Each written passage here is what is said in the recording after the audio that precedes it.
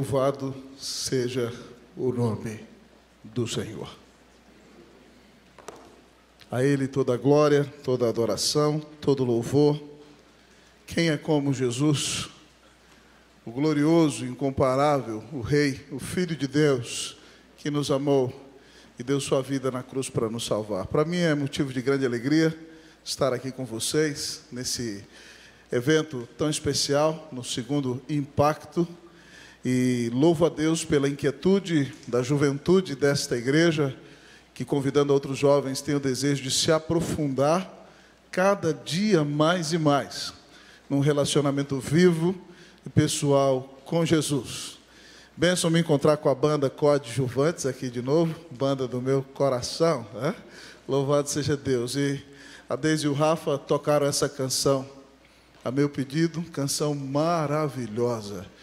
Quem se compara a esse Cristo Jesus, nosso Senhor tão maravilhoso.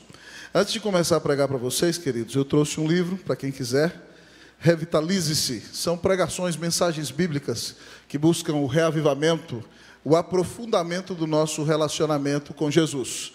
Porque você já investiu no congresso, nós vamos oferecer a você somente pelo valor de R$20. Abra comigo a sua Bíblia, lá no livro de Gálatas. Na carta de Paulo aos Gálatas. Gálatas, capítulo de número 2. Gálatas, capítulo de número 2. Eu quero convidar a todos vocês a que se coloquem de pé. Gálatas, capítulo de número 2. Gálatas, capítulo 2. Nós vamos ler a palavra de Deus nos versículos 18, 19 e 20. Gálatas, capítulo 2, versículos 19 e 20. 19 e 20. Assim diz a palavra do Senhor. Porque eu, mediante a própria lei, morri para a lei, a fim de viver para Deus. Estou crucificado com Cristo. Logo já não sou eu quem vive, mas Cristo vive em mim.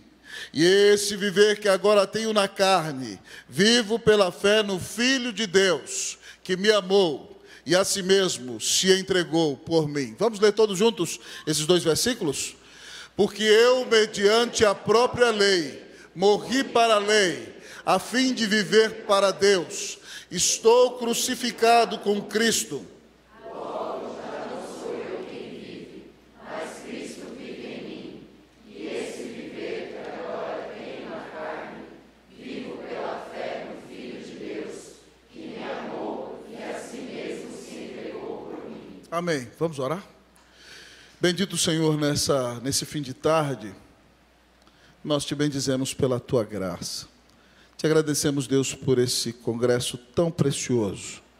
Te agradecemos por cada pastor que já veio aqui, abriu o livro e apresentou a bondade e a graça do Senhor, que nos permite aprofundarmos cada dia mais e mais num relacionamento vivo, íntimo e pessoal contigo. Senhor, mas nós estamos mais do que conscientes aqui nessa tarde, que nós não somos aceitos na tua presença por causa do nosso desempenho.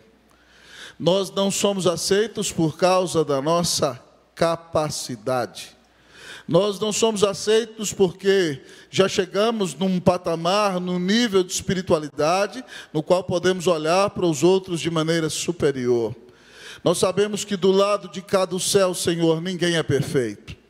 E todos nós somos assediados, atacados, Deus, ó Pai, pelo inferno, pelo mundo, pela carne. Ó Deus, mas na certeza de que o Senhor já nos deu um espírito e uma nova natureza que é vitoriosa em nossa vida. Agora, Senhor, então fala aos nossos corações. Tu sabes as lutas, os desafios, as angústias, as aflições que cada um dos que aqui estão tem enfrentado. E, ó Deus, por causa da graça de Jesus, fala o nosso coração, nos capacita e nos ensina, Senhor, a não olharmos para o nosso próprio desempenho. Porque se olharmos para o nosso desempenho e ele for satisfatório aos nossos olhos, nós podemos nos tornar fariseus e achar que somos bons. E a tua palavra nunca nos autoriza isso. Então tem misericórdia de nós. E nessa tarde, levanta os nossos olhos e coloca-os no teu Filho amado. Porque por causa do desempenho dele é que nós fomos aceitos. É por causa do desempenho dele que nós fomos declarados justos na tua presença. É por causa do desempenho dele que nós temos paz contigo. Ó Deus, enche-nos da tua paz. Que Cristo se levante do livro e seja exaltado nessa tarde. Que os jovens vejam o Senhor e que somente ao Senhor seja dada toda a glória. Eu sou pecador miserável, lavado no sangue do Cordeiro. Derrama a tua unção sobre quem prega e sobre quem ouve. Nós te pedimos em nome de Jesus. Amém. Podem sentar, meus queridos e queridas.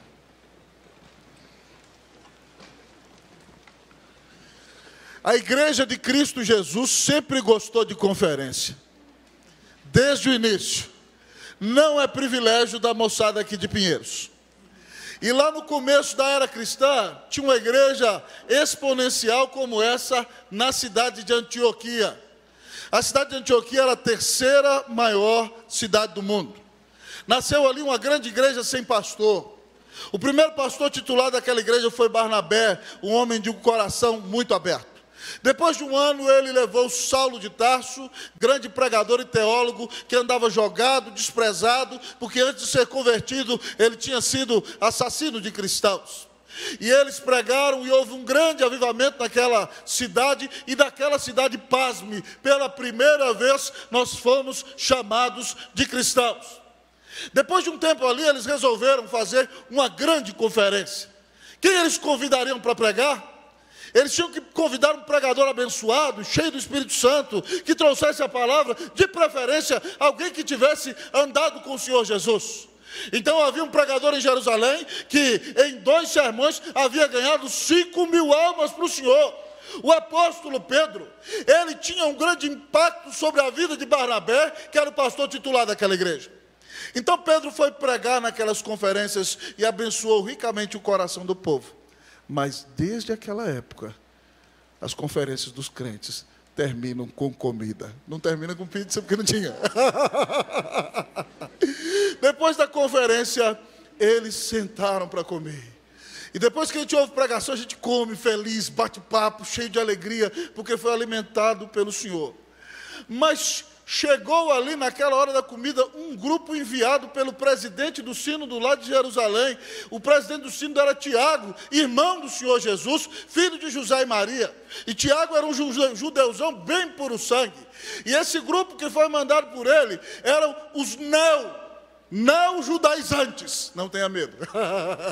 Os neo-judaizantes daquela época. E eles começaram a dizer que não era suficiente para que você fosse justificado somente a fé em Cristo Jesus. Você também tinha que ser certinho, você tinha que andar na regra, você tinha que talvez cantar só salmos. Não, eles não diziam isso. Você tinha que, na verdade, você tinha que se circuncidar, você tinha que se tornar judeu. E aí Paulo plantou, amados irmãos, as igrejas na Galácia.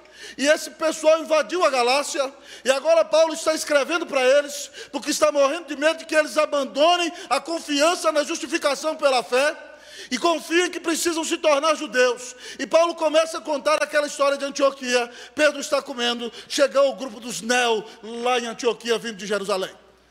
E então Pedro ficou com medo, porque Pedro ainda era pastor auxiliar em Jerusalém, e aquela turma era influente lá.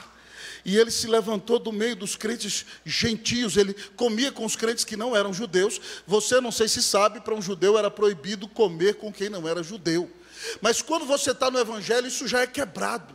Então Pedro se levanta da mesa, sem pudor algum, ele sai, deixa todos os irmãos gentios e vai para uma mesinha do lado, onde só estão os judeus, a classe dos iniciados, aqueles que têm um nível superior. E a dissimulação chegou a tal ponto que Barnabé, o pastor titular da igreja, começou a querer desprezar as suas próprias ovelhas, porque ele também era judeu. E ele foi se levantando da mesa e ficou no caminho. Ele falou assim: eu não sei se eu fico com as minhas ovelhas, eu não sei se eu fico com os meus pastores. E aquela situação complicada. E Paulo, pastor auxiliar da igreja, irmão, não vou dar um tapa para não quebrar o púlpito do Arival, bem devagarzinho só, tá bom? Paulo dá um tapa na mesa e fala: pode parar! Que é isso, Pedro? Você se fez repreensível, meu irmão. Você é judeu e vive como gentio. Como é que você quer obrigar os gentios a viverem como judeus? Você foi judeu a vida inteira e sabe que você não pode ser justificado por meio de obediência à obra da lei. Você e eu, como judeus, fomos justificados pela graça mediante a fé na obra do Senhor Jesus Cristo. Como é que você está edificando, Pedro, aquilo que você já destruiu? Fazendo isso, você se torna transgressor.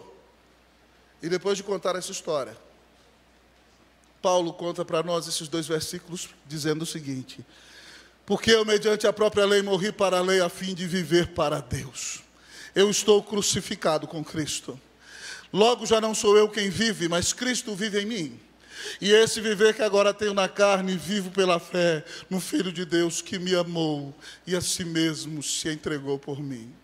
Paulo, amados irmãos, estabelece aqui a base pela qual nós somos declarados justos no tribunal de Deus.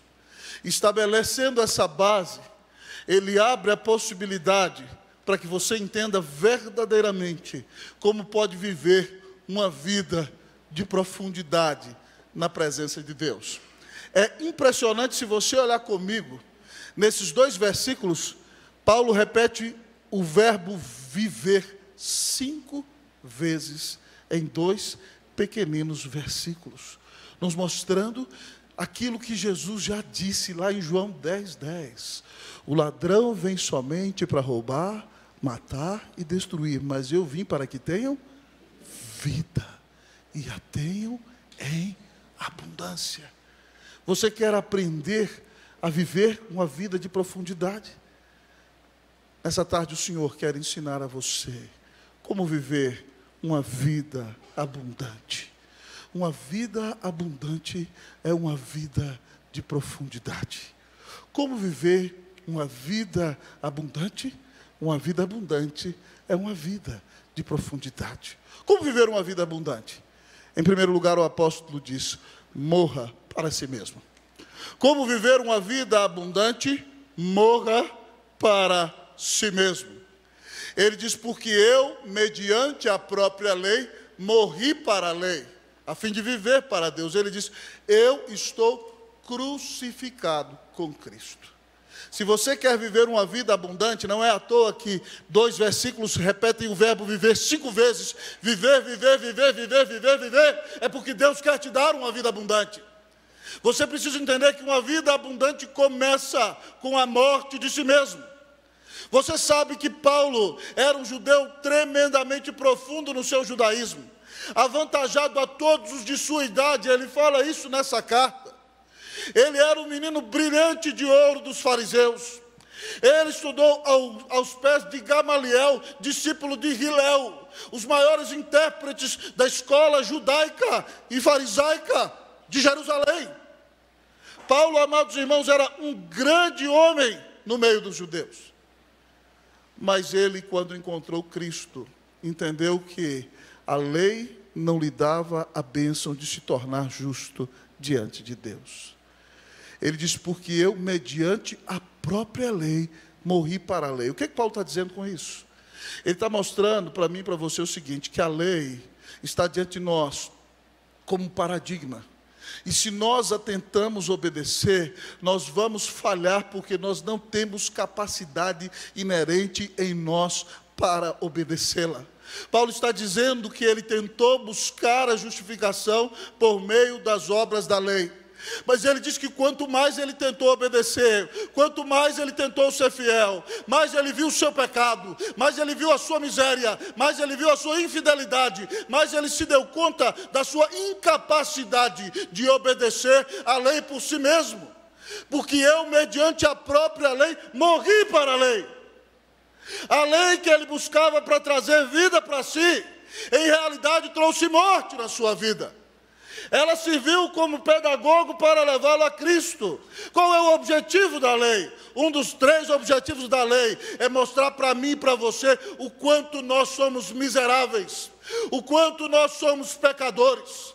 Até quando nós obedecemos a lei por nós mesmos, nós pecamos, porque muitas vezes não o fazemos para a glória de Deus, mas o fazemos com o objetivo de ter justiça própria. Então Paulo diz que nós precisamos entender que não existe nada que nós possamos fazer que nos faça aceitos no tribunal de Deus. Porque eu, mediante a própria lei, morri para a lei. E aí ele diz que quando Cristo morre por ele, o velho Paulo já morreu, ele diz: eu estou crucificado com Jesus. Nós precisamos entender que se nós queremos viver uma vida abundante, viver uma vida de profundidade, nosso velho homem tem que estar crucificado com Jesus. Nós temos que entender que já não vivemos para nós, mas Cristo morreu na cruz por nós, e nós morremos para o pecado quando cremos nele. Nosso velho homem está crucificado em Cristo Jesus. Paulo está nos ensinando a ter vida profunda, vida abundante. Ele diz que para que isso aconteça, nós precisamos morrer para nós mesmos. Jesus já falou sobre isso, quando nos convoca ao discipulado em Marcos 8,34, quando disse: se alguém quiser vir após mim, negue-se a si mesmo, tome a sua cruz e siga-me. Se você quer seguir a Jesus, você tem que renunciar a si mesmo. Não somente isso, tomar a sua cruz, crucificar o seu velho homem a cada dia e seguir os passos do Senhor. Se nós queremos de fato ser uma grande bênção e viver para a glória de Deus, nós precisamos entender que temos que morrer para nós mesmos. Queridos, eu sou apaixonado pela história da igreja. E um dos maiores teólogos da história da igreja, no qual beberam os reformadores, foi um homem chamado Agostinho de Hipona. Agostinho nasce no norte da África, na região onde hoje está a Tunísia.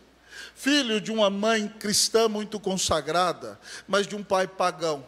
Foi batizado quando menino na igreja, levado, amado irmão, na sua infância, na sua juventude. Mas na sua adolescência ele se entrega a todo tipo de promiscuidade. E ele então tem 1, 2, 10, 20, quantas mulheres ele quer. E ele se torna um jovem muito inteligente, muito brilhante, e o seu pai o coloca para estudar retórica e oratória numa das melhores escolas de oratória do mundo. E Agostinho então se torna um grande filósofo. E ele defende a filosofia maniqueísta. A filosofia maniqueísta crê que o mundo é governado por 2 grandes forças, o bem e o mal, ao mesmo tempo, e o equilíbrio delas é o que faz tudo acontecer. Depois ele se apaixona um pouco por o neoplatonismo, que é um platonismo vestido com a roupa de cristianismo. Mas sua mãe sempre orava por ele, sempre orava por ele. Eles se mudam para a Itália. Agostinho se torna professor de oratória em Milão. E a mãe dele se chega na igreja de Milão, cujo pastor era o reverendo Ambrósio. E ela chorava, e Ambrósio cansou e falou assim: para, mulher, de chorar. Eu nunca vi um filho de tantas lágrimas se perder. Esse menino vai chegar na hora certa para Deus. E Agostinho, por volta dos seus 30 anos de idade, irmãos, é convertido. Quando estava no seu jardim, ele ouve uma voz dizendo: toma e lê, toma e lê, toma e lê. E ele abre a Bíblia e lê Romanos, dizendo que chegou a hora de nós deixarmos a obra das trevas e nos aproximarmos da luz, porque o Senhor estava voltando. E ali ele é convertido ao Senhor. E Agostinho, então, se torna um precioso servo de Deus. E a mãe dele morre quando eles estão voltando para a África, no porto, na Itália, quando ele estava para embarcar.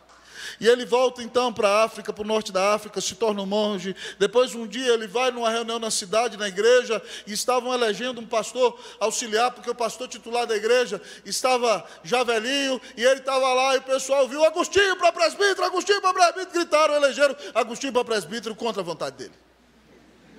Ele se tornou pastor auxiliar da igreja, depois do pastor titular. E um dia ele estava andando naquela cidade, e havia ali uma mulher que foi uma de suas antigas amantes.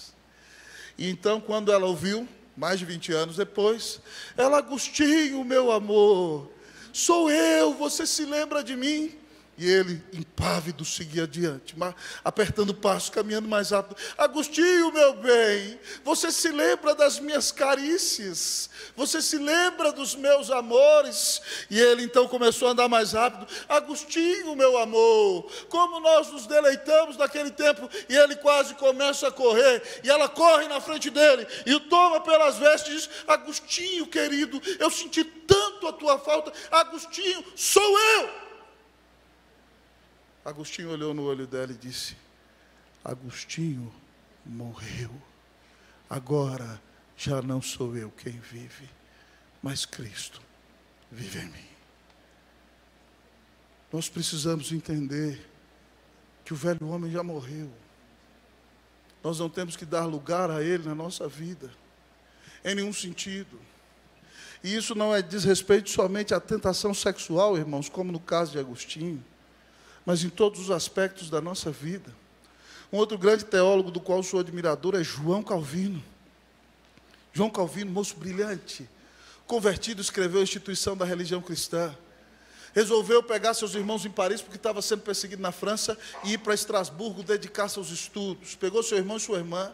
Está acontecendo uma guerra entre Carlos V e Francisco I, ele tem que desviar, tem que passar pela cidade do lago, vai para Genebra. Chega ali, ele entra na taberna, e aí então ficam sabendo ali na taberna que Calvino está ali. Farel, o reformador da cidade, corre lá: Calvino, Deus te mandou aqui, você tem que me ajudar, essa cidade acabou de abraçar a reforma, e eu não tenho condição de tocar isso aqui, você é um menino preparado, bom teólogo. Aí Calvino: o que é isso, Farel? Você é o pastor aqui, rapaz, eu sou um cara que eu vou me dedicar ao ócio espiritual.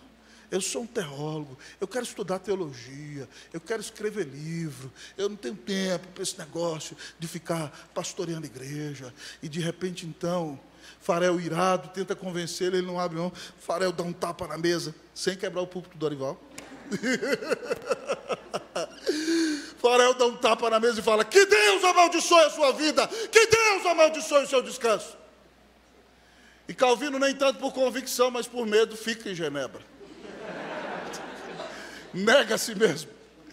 E eles ficam ali 2 anos pregando e fazendo um trabalho abençoadíssimo. E Deus começa a converter as pessoas, mas eles resolvem não dar santa ceia para quem não é convertido. E quem governa a cidade é o conselho, e o conselho ficou revoltado e eles foram intransigentes. No final das contas, o conselho os expulsou da cidade. Farel foi ser pastor em Neuchâtel. Calvino foi para Estrasburgo. Chegando lá, ele disse que viveu os 3 melhores anos da sua vida. Lá ele se casou com Idelete, o amor da sua vida. Lá ele começou a pastorear uma igreja de fala francesa de 500 membros. Ele se tornou professor de Novo Testamento no seminário. E ele mesmo disse que ele vivia o céu na terra. Foram os 3 melhores anos da sua vida. Depois de 3 anos, Genebra começou a mandar carta: Calvino, está na hora de voltar. E ele não queria voltar de jeito nenhum. Você também não voltaria. Calvino, quando esteve em Genebra, você precisa saber disso, os seus inimigos botavam o nome dos cachorros de Calvino. Imagina, o reverendo ia passando na rua e o povo que estava: Calvino, ele olhava: Calvino, Calvino, Calvino, e o cachorrinho: uau, uau, uau, uau. Imagina. Calvino não queria voltar. Ele tinha sido tremendamente humilhado. E ele disse que não ia voltar. Mas Martim Bucer, o pastor de Estrasburgo, disse: você precisa voltar. O Senhor quer fazer daquela cidade uma escola de Cristo. E Farel veio de Neuchâtel para dizer: Calvino, você tem que voltar. E Calvino, contra a vontade dele, contra todas as suas forças, depois de 3 anos, ele volta para Genebra. Ele chega no púlpito da Catedral de Saint-Pierre, abre a Bíblia e continua pregando no versículo sequencial ao que tinha deixado de pregar 3 anos atrás. E adotou como lema da sua vida uma mão com um coração dentro que dizia: Cor meum tibi ofero Domine, prompte et sincere. O meu coração te ofereço, ó Senhor, pronta e sinceramente. Preste atenção, não há como viver uma vida de profundidade se você não morre para você. Não há como viver uma vida de profundidade se você quer fazer os seus gostos. Não há como viver uma vida abundante se você quer fazer deste mundo o seu próprio reino. Não há como viver uma vida de profundidade se você quer fazer dessa terra o seu céu. Preste atenção, o céu ainda não está do lado de cá. Do lado de cá as coisas não são perfeitas. Do lado de cá nem tudo acontece sempre do jeito que a gente quer, mas acontece do jeito que o Senhor quer. E o objetivo do Senhor é fazer com que você morra para você, com que você morra para o pecado. O objetivo do Senhor é fazer com que você morra para a idolatria no seu coração. Morra para desejar a glória e o prazer pessoais. E comece a viver para Cristo Jesus. Não há vida profunda sem morte. Não há vida abundante sem morte. Qual pecado você tem cultivado com carinho no seu coração? Qual ídolo você alimenta dentro do seu peito? Ele precisa morrer. Deus não divide o lugar dele na tua vida com ninguém, nem mesmo com você. Nós precisamos morrer para viver para Cristo Jesus. Não há vida abundante sem morte. Se existe alguma coisa no seu coração ocupando o lugar de Deus, meu querido jovem, nessa tarde, o Senhor te chama ao arrependimento e dizer: Senhor, eu quero crucificar talvez o meu desejo de ser a pessoa mais bem-sucedida nesse mundo. Talvez o meu grande deleite pelos prazeres deste mundo. Talvez o meu grande sonho de comodidade nessa terra. O ídolo de Calvino era comodidade. Ele queria viver calmo, sereno e tranquilo. Sinto descanso nesse viver. Era a música dele. Mas o Senhor falou para ele que isso a gente só tem lá do outro lado. A sua paz, a sua alegria tem que estar em Jesus. Como viver uma vida abundante? Morra para si mesmo. Que você crucifique o velho homem em Cristo Jesus hoje. Amém? Amém. Mas nós nos perguntamos: como viver uma vida abundante? Como viver essa vida de profundidade? Viva para Jesus. Em primeiro lugar, morra para si mesmo. Em segundo lugar, viva para Jesus. O texto diz: porque eu, mediante a própria lei, morri para a lei, a fim de viver para Deus. Logo, já não sou eu quem vive, mas Cristo vive em mim. A fim de viver para Deus. Paulo deixou de viver para si. Paulo deixou de buscar a glória de ser o judeu mais puro, mais santo, mais puro sangue, mais respeitado na sua nação. Ele começou a viver para a glória de Deus. Ele abandonou o seu desempenho pessoal. Ele abandonou a glória humana. E a sua vida começou verdadeiramente a ser uma vida de culto, porque ele deixou de viver para si, para viver para Deus. E ele explica para nós como é viver para Deus. Ele diz: logo já não sou eu quem vive, mas Cristo vive em mim. Quem morreu para si, entende que o velho homem já morreu. Agora Cristo vive em nós. Convém que Ele cresça e que nós diminuamos. Nós temos que viver para a glória do Senhor. Nós temos que viver para o seu inteiro agrado. Nós temos que viver para exaltá-lo, porque nunca ninguém nos amou como Jesus, que deu a vida na cruz para nos salvar. Eu gosto muito de 1 João 2,6, que diz o seguinte: que todo aquele que diz que permanece nele deve andar como ele andou. O objetivo primário da nossa vida, irmãos, tem que ser a glória de Deus. Nós fazemos o que fazemos não para sermos considerados bons. Nós fazemos o que fazemos não para sermos os jovens mais bonitinhos da igreja, não para que o pastor aperte a nossa mão, não para que nós pareçamos santinhos, mas nós fazemos o que fazemos porque Cristo morreu por nós e agora nós somos dele e vivemos para a glória dele. E de fato quem vive no nosso peito agora é ele. Nós temos que morrer para a nossa justiça própria. Nós temos que morrer para os prazeres deste mundo. Nós precisamos entender, amados irmãos, que nós precisamos nos arrepender das nossas boas obras e das nossas más obras. Espera aí, reverendo, é isso mesmo. Você precisa se arrepender das suas más obras, mas também das suas boas obras que não foram feitas para a glória de Deus. Porque em essência elas não são boas, elas são más, porque elas buscam a sua própria glória e ressaltar o seu próprio desempenho. Nós precisamos, amados irmãos, viver para Deus, viver para a glória de Jesus, viver para o Senhor, não viver para nós mesmos. Quando eu era adolescente na igreja, já tem um tempinho isso, tinha uma música que cantava na igreja que eu gostava muito, um cântico, a gente tocava na equipe de louvor. Ele dizia assim: a vida que Cristo oferece, o mundo não pode te dar. É vida no teu coração, é vida perfeita em amor, é vida aos pés do Senhor, é vida de Deus em você. O corinho dizia assim, o coro: é vida que nasce da morte, é vida que traz o perdão, é muito mais que uma religião, é Cristo vivendo em você. É vida que nasce da morte, é vida que traz o perdão, é muito mais que uma religião, é Cristo vivendo em você. É Cristo vivendo em você, meu irmão.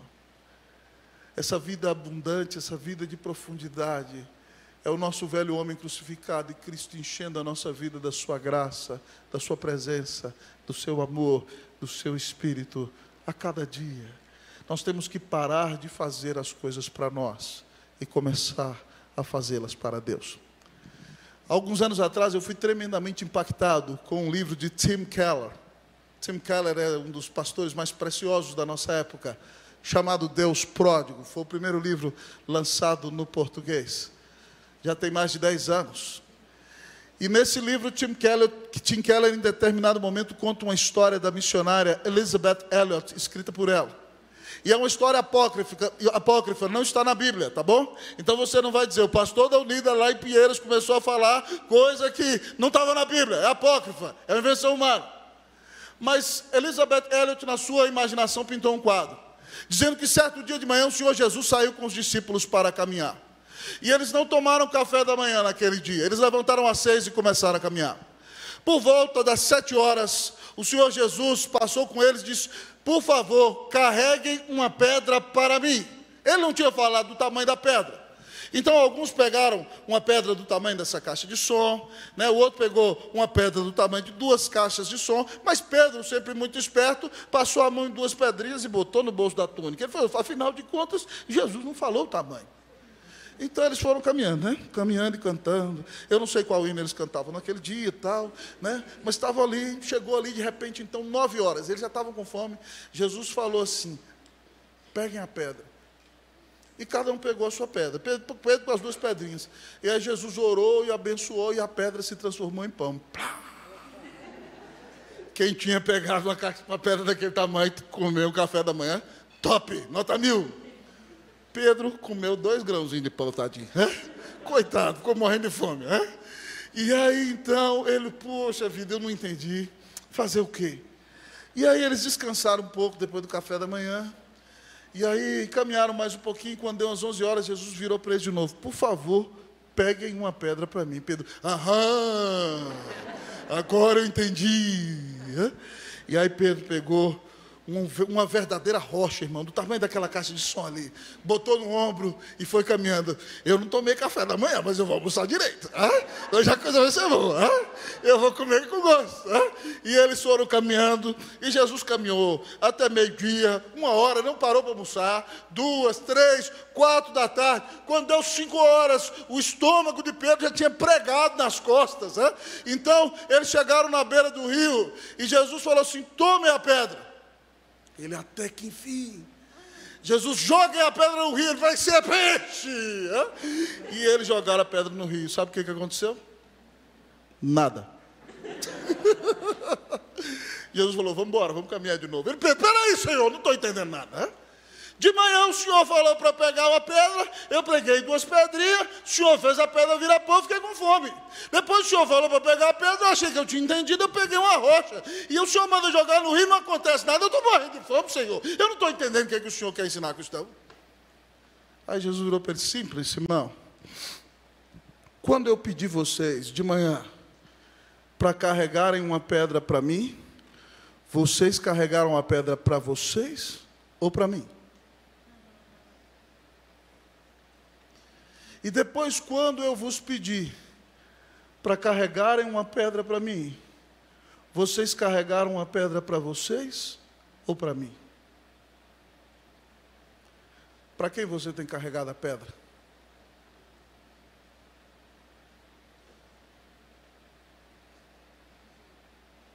Por que você faz o que faz? Para quem você faz o que faz? Hoje é uma tarde de arrependimento, meus irmãos. O Senhor está nos chamando ao quebrantamento.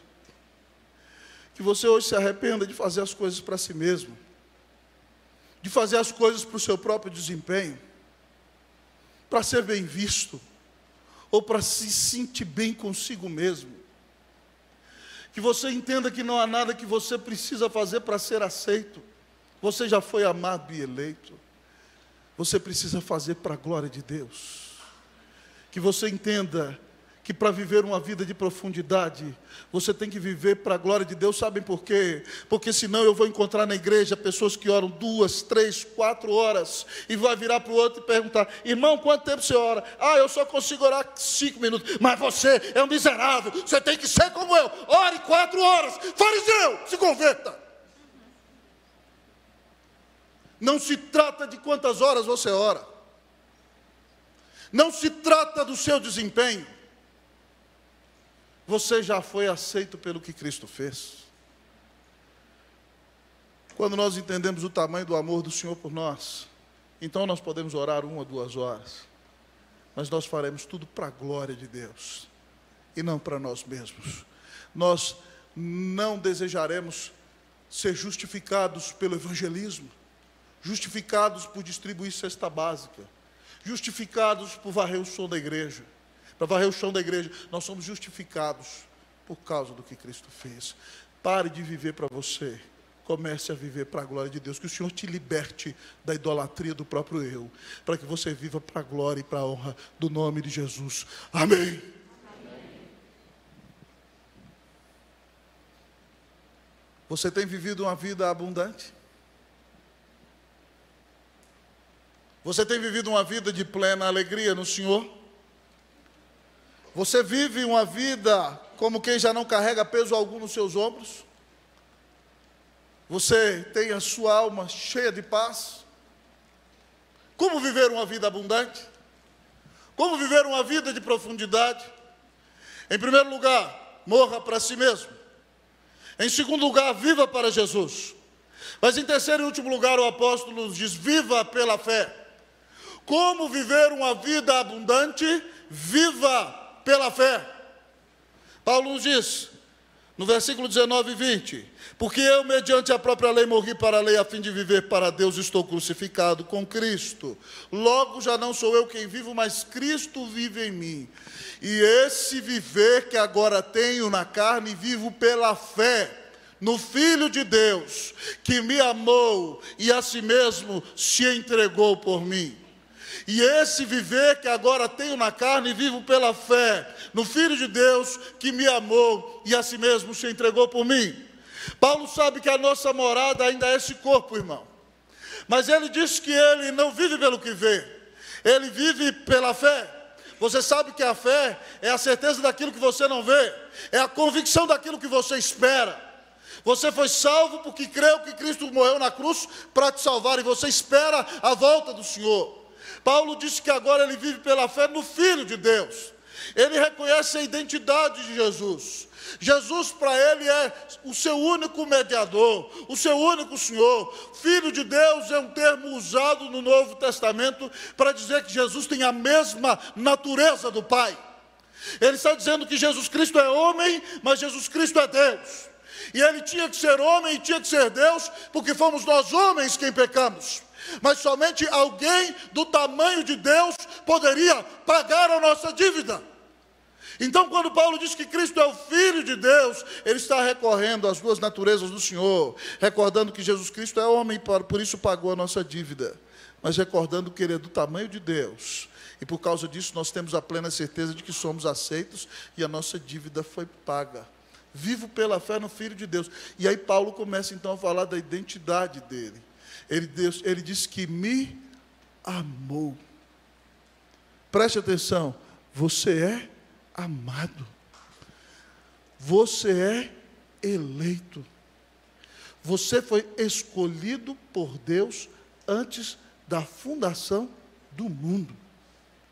Jesus disse que aquele que o Pai dá para ele é maior do que tudo. E ele diz que da mão do Pai ninguém tira você. Quando você vive pela fé, você reconhece que Jesus é o seu mediador e o seu salvador. Ele é o Filho de Deus. Mas você reconhece que você é amado. E ele amou tanto você, diz Paulo, que me amou e a si mesmo se entregou por mim. Preste atenção, você custou o preço mais caro do universo. Você custou o sangue do eterno Filho de Deus. Nunca ninguém amou você como Cristo te ama. Ele desceu da glória sem pecado algum, se fez homem e deu a vida na cruz por você. Preste atenção, você é a pessoa mais amada do universo. Você custou o preço mais caro do universo. Ninguém tira você das mãos do Senhor. Quando você crê no Senhor, então você tem consciência dessa identidade. E aí então o seu relacionamento com Deus é um relacionamento livre de peso, porque você sabe que você é amado. E aí você se lembra daquela frase de Spurgeon que disse o seguinte: não existe nada que eu possa fazer para que Deus me ame mais do que Ele me ama. Mas não existe nada que eu possa fazer para que Deus me ame menos do que Ele já me ama. Eu sou amado. Pela graça de Deus eu sou eleito. O eterno Filho de Deus deu a vida na cruz por mim. Das mãos de meu Jesus ninguém me tira, nem eu mesmo. Nós pertencemos a Ele. Quando você tem essa consciência, jovem, você vive em paz. E aí você não precisa fazer nada para ser aceito. E aí você vai saber mais ainda que você tenta ser um bom profissional, bem sucedido para a glória de Deus, mas se um dia o emprego bater a cara na sua porta, você não vai perder a razão de viver, você não vai entrar numa depressão, porque a sua identidade não está ligada a uma profissão, a sua identidade está ligada ao que Cristo fez na cruz por você. Então você vai estar no namoro, vai estar no relacionamento, e você estava no noivado, e faltava um mês para casar, e talvez a noiva disse que não no altar, não vai ser fácil, mas você não vai sucumbir, porque o seu valor não está na maneira como a sua noiva ou o seu namorado te trata. O seu valor está no fato de que você é amado, de que você é eleito, de que você custou o sangue de Cristo. Então você já não ora para parecer que é mais espiritual do que os outros. Você já não vai para o evangelismo para achar que isso vai dar uma pedrinha para você lá no céu. Agora você vive por amor. Você não é motivado pela culpa. Você é motivado pelo amor. E não existe melhor motivação no mundo do que o amor, irmãos. Nós fazemos tudo por amor. A paz aqui nessa tarde. Nós pais somos capazes de dar a vida pelos nossos filhos por amor. E se você ama Jesus mais do que tudo, você vai onde Ele te mandar. Se você ama Jesus mais do que tudo, você faz o que Ele te manda fazer. Se você entende que nunca ninguém te amou como Jesus, você é capaz de abandonar casa, abandonar bens, abandonar uma carreira de sucesso aos olhos dos homens para viver para Jesus, porque nunca ninguém te amou como Jesus. Ele deu a vida na cruz para te salvar, Ele cuida de você. O Senhor, amados irmãos, quer que nós aprendamos a viver pela fé. Pela fé no Filho de Deus e no amor que Ele tem por nós. Eu quero compartilhar com vocês algo que eu vivi em Santiago, no ano de 2003. Eu era um jovem pastor presbiteriano de 24 anos. Deus me deu a bênção de ser o primeiro pastor presbiteriano da segunda geração de pastores na igreja do Chile. Na época em que eu lá estive, nós fomos mais ou menos 10. Deus nos deu um despertar espiritual naquele país. Nossa equipe revitalizou para a glória de Deus 6 novas igrejas, plantou 5 outras novas. Fundamos um seminário lá, mandamos muitos seminaristas para o Brasil, inclusive um deles foi desta igreja. Preparamos uma liderança de 12 pastores chilenos e Deus trouxe um despertar espiritual para aquela denominação. Quando eu estava ali, no ano de 2003, minha querida ficou grávida. Eu era um jovem pastor de 24 anos, fui pregar no Congresso Nacional de Jovens Presbiterianos do Chile, no acampamento El Tabo. Minha esposinha não podia ir porque o doutor disse para ela que ela tinha que ficar de repouso, a gravidez era de risco. E eu já estava pregando há muitos anos, de norte a sul do Chile, e aí fui pregar naquele congresso, cheio de jovens, sempre amei jovem, era pastor jovem, com os amigos pastores, brincando à tarde, eu ia pregar à noite. E aí depois do lanche à tarde, eu falei, vou para o quarto orar, preparar a mensagem, descansar um pouco. Eu deitei na minha cama. Aí eu comecei a falar, Deus, o Senhor é bom demais, né? Eu sou um jovem pastor de 24 anos, estou no outro país, pregando em outro idioma. A igreja que eu estou pastoreando já aumentou o templo 2 vezes. Nossa igreja plantando 2 novas igrejas. Eu já estou aí para o ano que vem, já vou ter 3 pastores auxiliares. Nós fundamos um seminário no Chile, o seminário está indo de vento em popa. Estamos trazendo o diretor do Brasil de tempo integral. O Senhor está me dando a bênção de pregar de norte a sul de um país que não é nem o meu. E minha esposa, para completar, está grávida. Oh, glória! Glória reformada e calvinista. Eu falei, louvado seja Deus. E eu parei para agradecer tudo aquilo. De repente, queridos, no momento de graça, naquela reflexão no meu quarto, eu comecei a me perguntar, Deus na sua providência às vezes faz essas coisas, mas vem cá, se Deus tirasse de mim a 6ª igreja, que hoje está lá o pastor Danilo, Cristo me pastor, está ligado a Pinheiros hoje, fui pastor daquela igreja 7 anos. Se Deus me tirasse a 6ª igreja, eu continuaria a agradecer?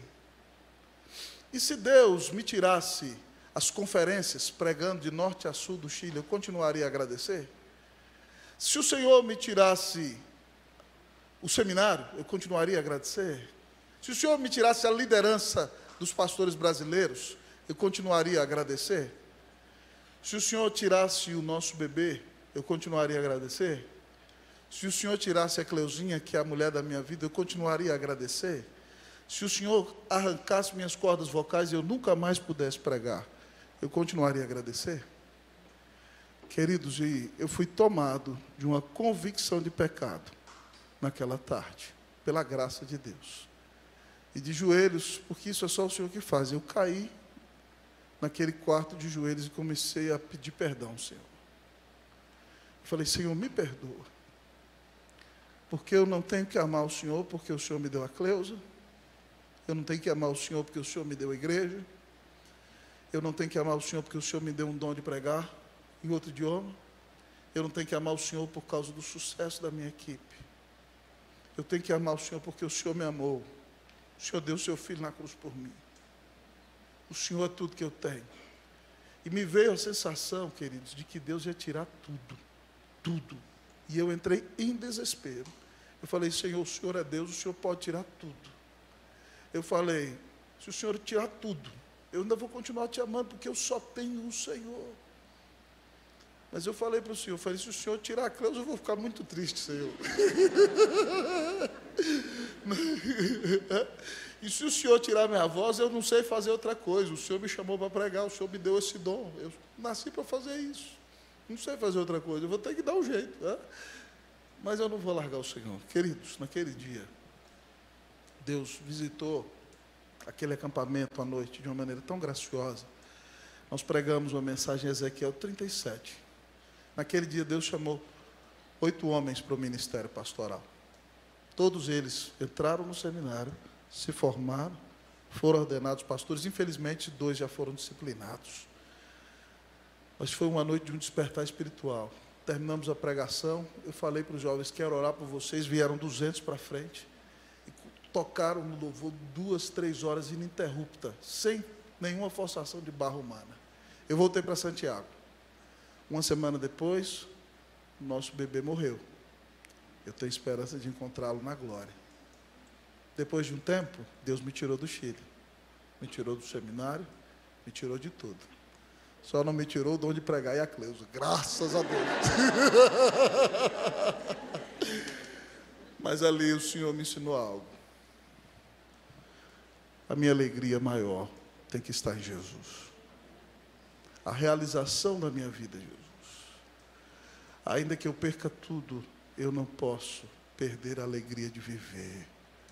Porque o Filho de Deus foi quem me amou e se entregou por mim. Nós precisamos aprender a amar a Jesus mais do que tudo. Mais do que todos. Porque Ele foi quem nos amou mais do que tudo, mais do que a todos. Você está sendo chamado nessa conferência a viver pela fé. Preste atenção, o Evangelho não é somente o ABC da vida cristã. O Evangelho é o A a Z da vida cristã. Você precisa ouvi-lo todos os dias. Porque quando você ouve todos os dias, você sabe que se você tem sucesso, não é porque você é o bambambam. É porque Jesus te amou e deu a vida na cruz por você. E Deus te colocou onde você está. Mas se você sabe, se fracassou nos seus projetos, você não tem que ficar se vitimizando e lambendo as suas feridas, porque Jesus deu a vida na cruz por você. E Ele promete acompanhar você até nesse momento de dificuldade. Quando você crê no Evangelho e crê no Senhor, você vive em paz. E aí você vive com a consciência de que toda a sua vida é para ser vivida diante da face de Deus. Então você larga a sua dicotomia do sacro e do profano. Sabe por quê? Tinha um pastor lá no Chile que nos dizia que nós somos protestantes de alma católica. O que acontece? O catolicismo romano, ele diz o quê? Que há diferença entre o sacro e o profano. Então, quando você vem para a igreja, você entra no âmbito da santidade, você fica assim, oh, e dá para ver até uma auréola na sua cabeça, você vira um anjo. Mas sai dos portões da igreja e você vira um demônio. Isso é teologia de Tomás de Aquino, fundamentada em Aristóteles. A diferença entre natureza e graça. E isso foi tão implantado na nossa cultura, no nosso jeito de ser, que a gente vive desse jeitinho. A gente vem para a igreja, parece um anjo, mas quando sai do portão da igreja, vira um demônio. Misericórdia. Você precisa entender, você é reformado, que toda a sua vida foi feita para ser vivida diante da face de Deus. Então toda a sua vida é culto. Você chega aqui para o culto público, que é um momento de amizade, de intimidade, e da noiva ter o seu momento de intimidade com o Senhor.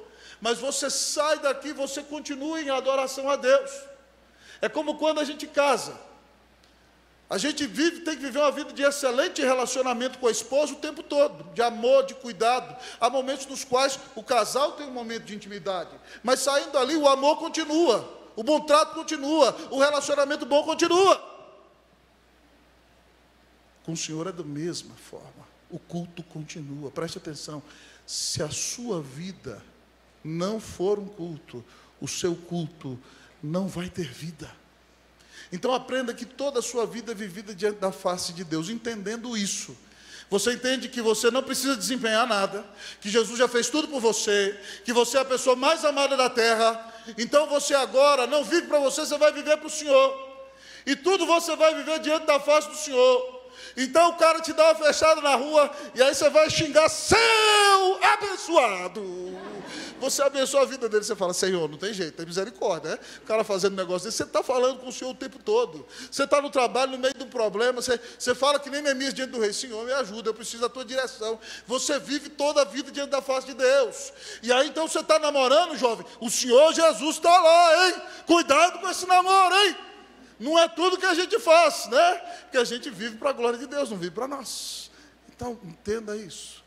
E você vai começar a ter uma vida abundante, uma vida de profundidade. Que nós olhemos para Cristo, que nós não olhemos para nós. Eu quero terminar com vocês com uma história maravilhosa do século XIX.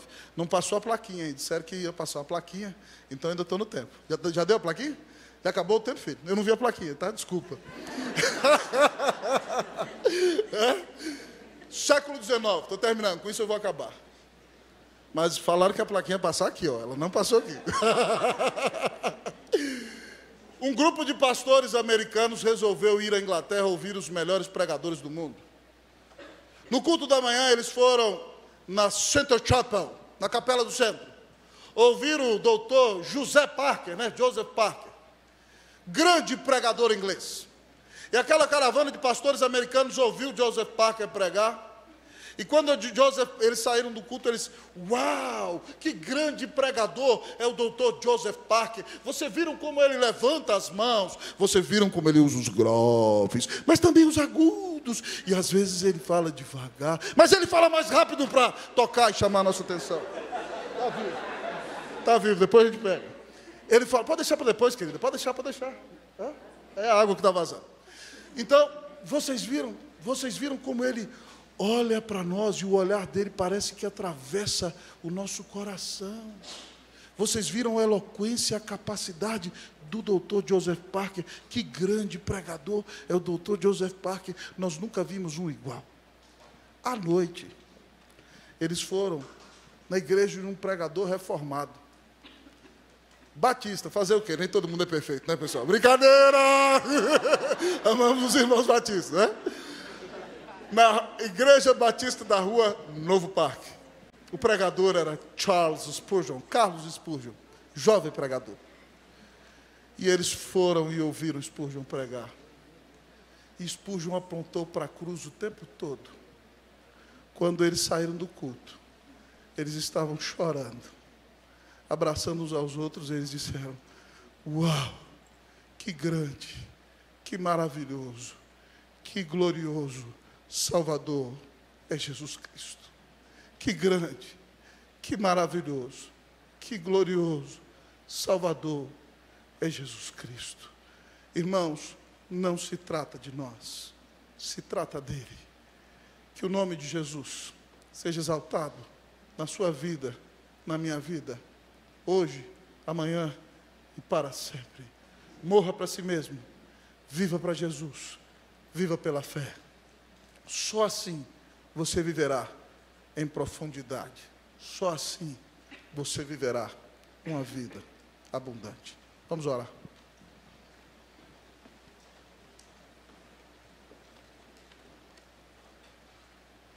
Quero orar com você nessa tarde, que ouviu essa mensagem e disse, pastor, eu preciso de graça para morrer para mim mesmo. Eu preciso que o Senhor me ajude a viver para a glória dele.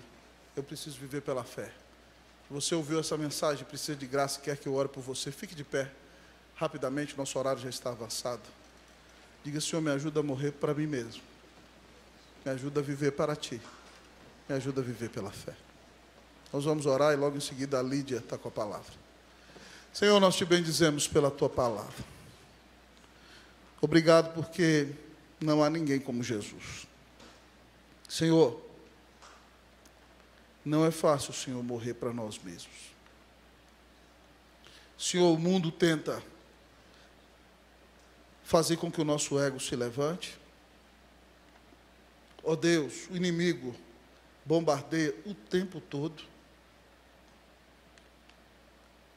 Pai, a nossa velha natureza está morta, mas o defunto tinhoso, Senhor Deus, quer se levantar o tempo todo. Senhor, mas já está morto, já morreu. Senhor Jesus, mostra para nós que essa vida é tua, que quem mora no nosso peito é o Senhor. E como disse João Batista, o Senhor tem que crescer e nós temos que diminuir. Senhor, vive em nós, Senhor. Enche-nos de Ti, mais de Ti, menos de nós. Senhor, nós queremos viver para Deus, Senhor. Senhor, nós estamos cansados de viver nesse mundo. Nós estamos cansados de ter que ter um desempenho, Senhor. Cristo já fez tudo por nós, Senhor. Deixa essa moçada confiar no Evangelho, não somente de maneira intelectual, mas que o Evangelho esteja no coração deles, e que eles saibam que já não é necessário desempenho nenhum, que eles são livres, são libertos, Ó Senhor, e nunca nos deixe esquecer de quem nós somos. Que nós não sejamos classificados pelo nosso desempenho, que nós não aceitemos classificação pela nossa idade, pela nossa altura, pela forma do nosso corpo, pelo tamanho do saldo da nossa conta bancária. Senhor, nada disso nos define. O que nos define é que o Senhor nos amou e ninguém nos tira da mão do Senhor. Louvado seja o teu nome, Jesus. Por favor, Senhor, não nos deixe esquecer disso. Não nos deixe esquecer do teu amor, mas que, entendendo esse amor tão maravilhoso, nós vivamos para ti todos os dias da nossa vida. Dá essa juventude bonita e abençoada a bênção de viver essa vida justificada, viver pela fé, viver para Jesus, morrer para si mesmo. Obrigado, Senhor, porque nunca ninguém nos amou como o Senhor. Obrigado, Senhor, nós queremos viver para ti. Perdoa-nos de nossos pecados, aceita a nossa vida e deixa-nos viver para glorificar e apontar sempre para o Senhor. Nós oramos em nome de Jesus. Amém. Pode sentar-se. A palavra está com a Lídia. Desculpa pela bagunça aqui, pessoal.